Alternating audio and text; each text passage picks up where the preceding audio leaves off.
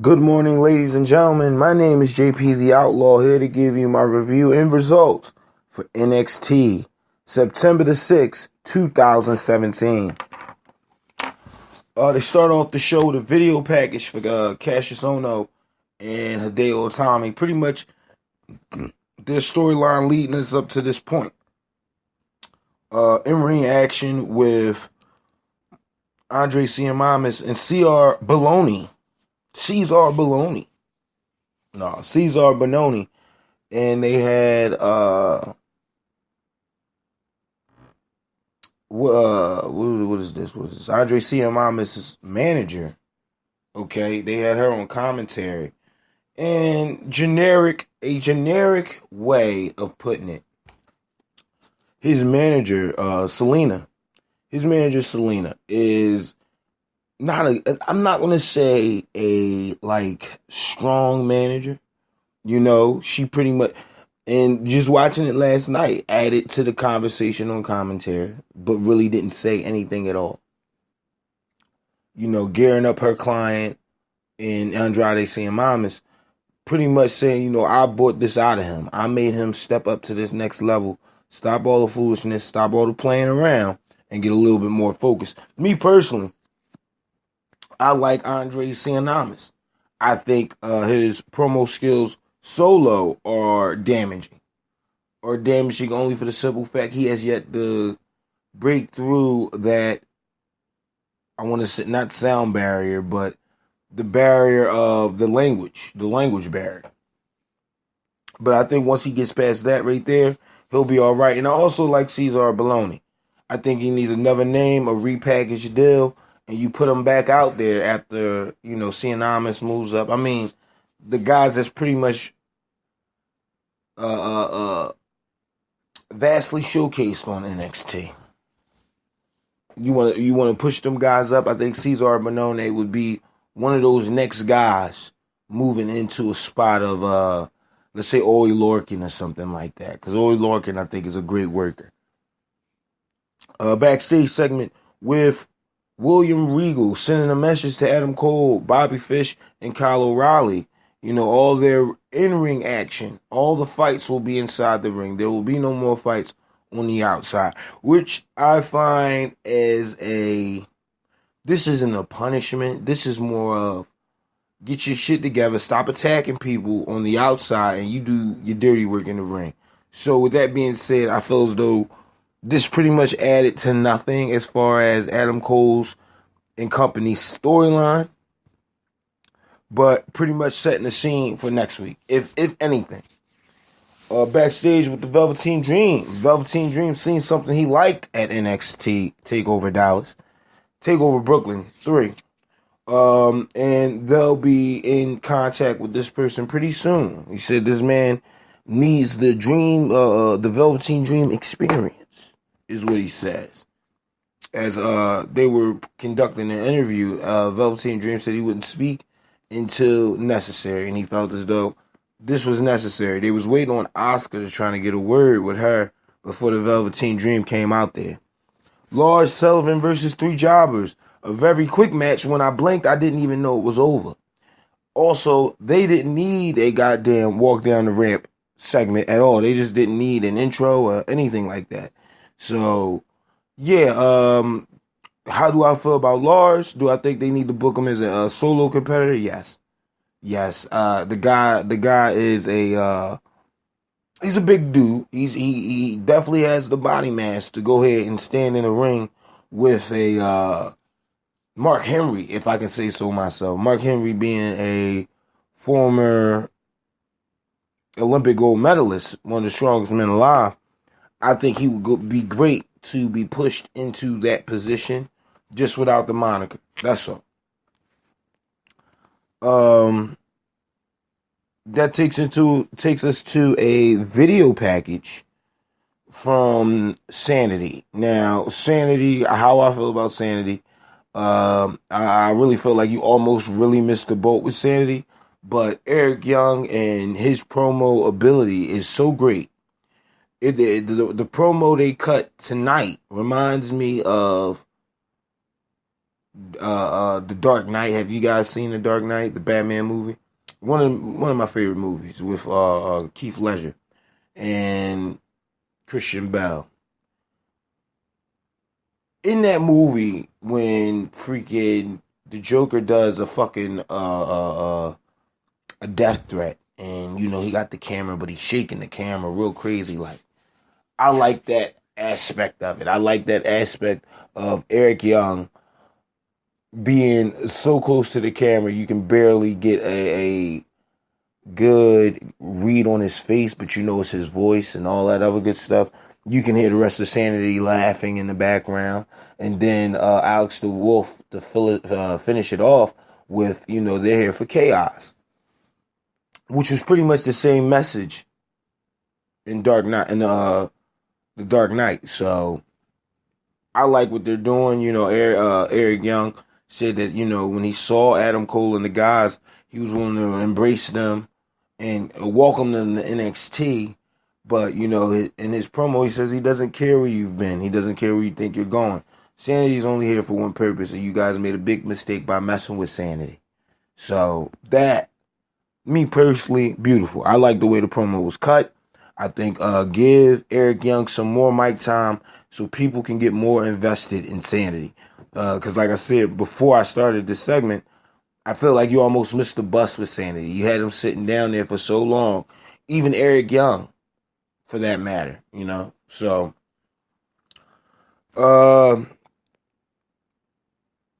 Kairi Sane, she's one of the women from the Mae Young Classic versus,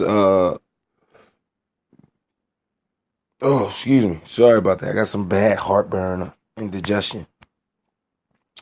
Deville, Sasha Deville, or what's her name? Sonya Deville. There we go. She goes up against Sonya Deville. And the one thing I will say about NXT that Raw or SmackDown has yet to do, they've highlighted the Mae Young Classic. And what I mean by that, they took in one of their Mae Young competitors and put them inside the ring at Wholesale. Now, the Mae Young Classic itself is taped down at Wholesale. So I would doubt if they would take somebody from the Mae Young Classic just to put them on SmackDown or Raw TV. I doubt if they would do that. But WWE has done a poor job of promoting the Mae Young Classic, and it's on their network. You would think that they would try to boost up the Mae Young Classic to get more eyes on the network, just like they did the Cruiserweight Classic. But neither here nor there. I love what NXT is doing as far as promoting these women. I want to see what Deville has for somebody that is just as capable as her. They got that young lady from the UFC biting for the Mae Young Women's Classic Championship trophy, along with Kyrie Rain.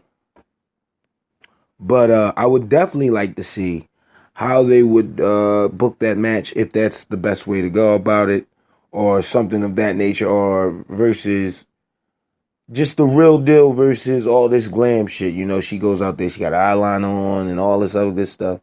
You go out there against a real UFC fighter. You go out there against a real MMA competitor and see what happens.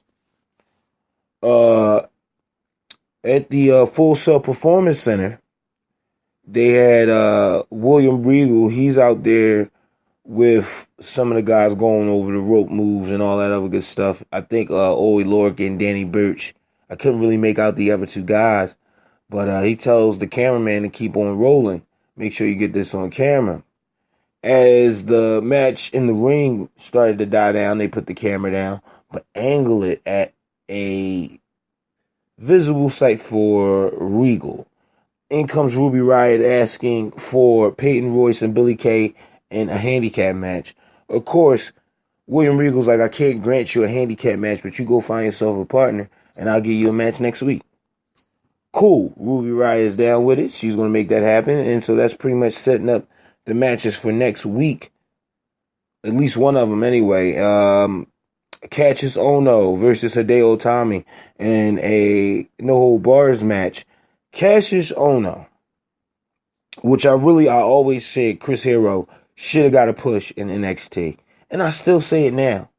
I really feel as though Chris Hero with the strap on him would be better for NXT, especially with the storyline you're telling with Adam Cole, Bobby Fish, and Kyle O'Reilly. Or you can go Roderick Strong. You know, you can have them guys go against Adam Cole and company. You dig what I'm saying? So I wouldn't mind seeing that. Hideo Itami, I got mixed feelings about Hideo because I feel as though Hideo Itami could be used better. And I also feel as though you might be too late on Hideo Itami. And just given his injury, every match he's been in since coming back from his injury, it's either one, he's made somebody bleed, or two, he's bleeding. So I'm not saying he's not good in the ring. I'm saying he might be rusty as far as his crisp delivery of his moves, or his move set rather. Might be a little rusty. I mean, every match and you can take a look at it yourself. Even the one with freaking Bobby Roode, somebody got injured in that, and it was him. So you know, I'm on the fence about Hideo, but I really think if you put the scrap on Kassius Ohno, NXT will go like beyond where it needs to be right now. But just a little bit of details toward the end of this match, which was a little sweet payback. Freaking Hideo Itami goes for an enziguri. Freaking Kassius Ohno reverses the enziguri. Hideo Itami pokes Kassius Ohno in the eye, goes for the GTS. Fucking Kassius Ohno jumps off of Hideo, hits him with the roaring elbow after giving him the low blow. So that's pretty much how that match broke down. The low blow, after the low blow, elbow, pin up, 1, 2, 3, and Kassius Ohno wins the match. Which I think they could end the feud right there, because it's time for Hideo Itami to move on, and it's also time for Kassius Ohno to move on as far as storylines go.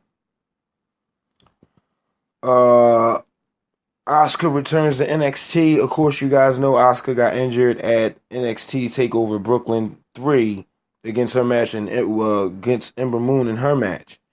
Big fan of Asuka. I think, you know, they've already started talks with SmackDown and Raw to trade Asuka up. So when she comes off of her injury, she's going to premiere on the main roster. Leave a comment down in the section of the comment section to see where would you prefer Asuka, SmackDown or Raw. I went over both of them, and I will fantasy book that for this weekend. You guys watch Friday's episode, and we'll go over this same conversation, because I think Asuka can be used in so many different ways on the main roster. So that's just my opinion.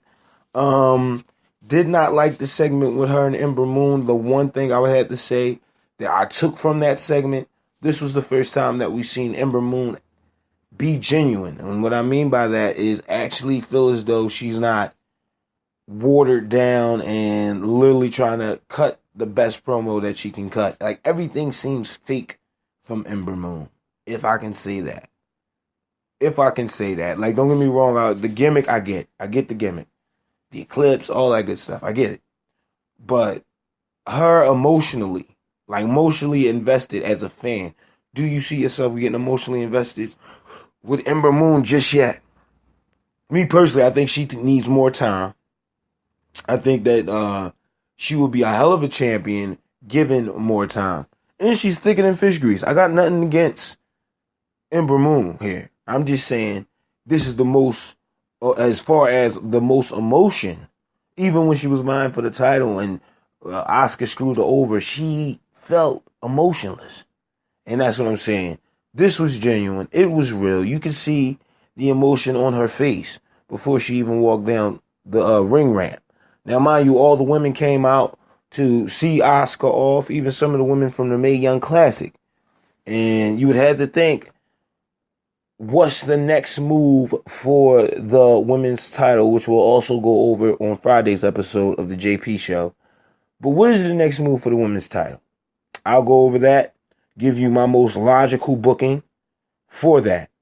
Triple H comes out to see Asuka off, hands her a nice wreath, holds up the women's championship, and says, "One more time for Asuka."